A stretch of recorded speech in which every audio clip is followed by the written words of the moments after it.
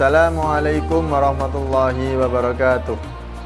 Alhamdulillah wa syukrulillah ala ni'amillah, wassalatu wassalamu ala khairi khalqillah Sayyidina Muhammad ibni Abdillah wa ala alihi wa sahbihi wa man tabi'a sunnatah wa qaqtada bihudah ila yaumil liqa'illah.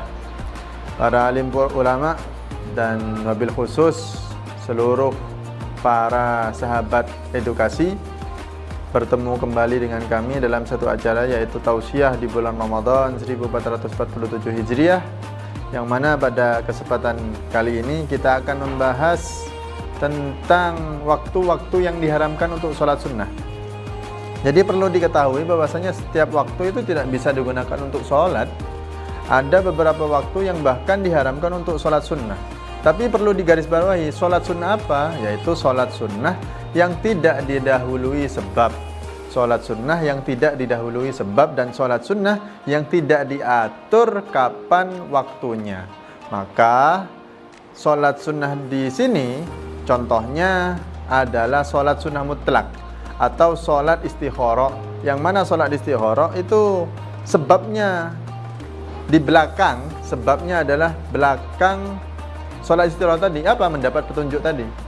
Lah, berbeda dengan sholat yang didahului sebab. Contoh, sholat istisqa, sholat untuk meminta hujan. Jadi sebabnya kan didahului oleh sholatnya didahului oleh sebab. Apa sebabnya? Meminta hujan, kekeringan, maka dilakukanlah sholat istisqa.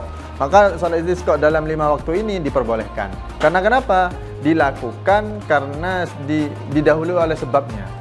Maka sholat sunnah yang tidak didahului sebab, contoh sholat mutlak, ini dilarang dilakukan pada 5 waktu yang akan kita bahas pada kesempatan hari ini. Maka waktu yang pertama kapan? Ketika terbitnya matahari. Sampai matahari sudah di atas mata tombak pada waktu itu. Jadi sekitaran sudah agak tinggi, maka diperbolehkan untuk sholat. Sunnah apa? Bahkan sholat duha itu di waktu itu. Maka ketika matahari terbit itu dilarang untuk melakukan sholat sunnah mutlak. Dilarang. Yang kedua adalah ketika terbenamnya matahari. Maka ketika matahari terbenam full sampai full itu dilarang untuk melakukan sholat sunnah mutlak. Sholat sunnah mutlak. Dilarang melakukan karena memang tidak boleh. Ketika matahari terbenam ataupun terbit itu dilarang melakukan sholat sunnah mutlak. Yang ketiga adalah ketika matahari pas berada di istiwa, di tengah-tengah hari, kecuali hari Jumat. Maka ketika hari Jumat diperbolehkan sholat apapun itu, diperbolehkan. Sholat sunnah mutlak pun diperbolehkan ketika matahari pas berada di tengah-tengah. Kecuali hari Jumat dikecualikan. Kenapa kok dikecualikan? Karena memang hari Jumat itu adalah hari yang mulia, Sayyidul Ayyam, tuannya para hari. Bahkan dikatakan hijjul fuqara wa idul masakin, hajinya untuk orang-orang yang fakir dan hari raya untuk orang-orang miskin.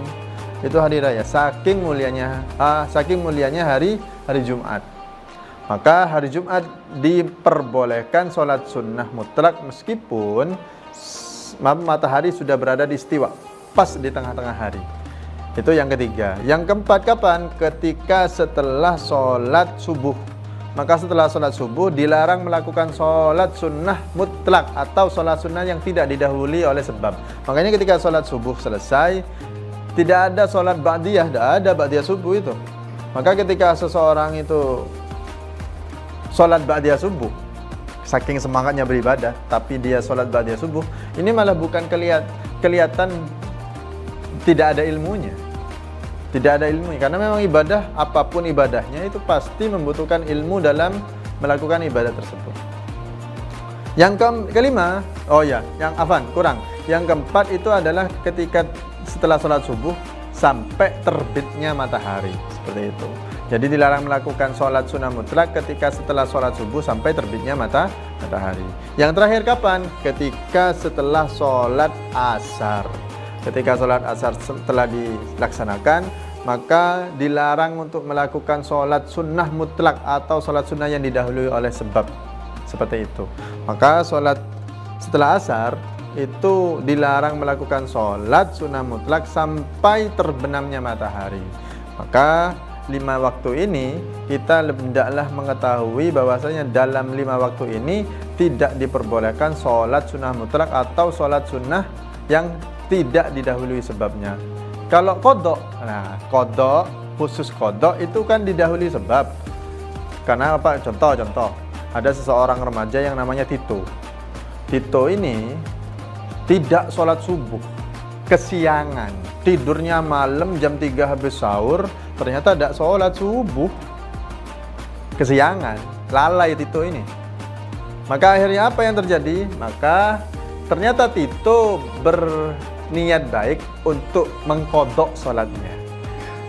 Ternyata ada waktu ketika setelah sholat asar, selain itu tidak ada waktu lagi.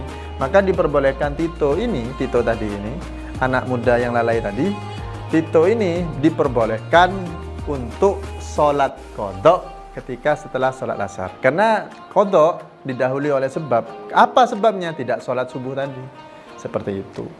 Maka itu saja yang bisa kami sampaikan. Hendaklah kita mengetahui 5 waktu tadi supaya ibadah kita semakin sempurna. Apabila terdapat kesalahan kata, kami mohon maaf. Wabillahi taufiq wal hidayah, waridha wal inayah. Wassalamualaikum warahmatullahi wabarakatuh.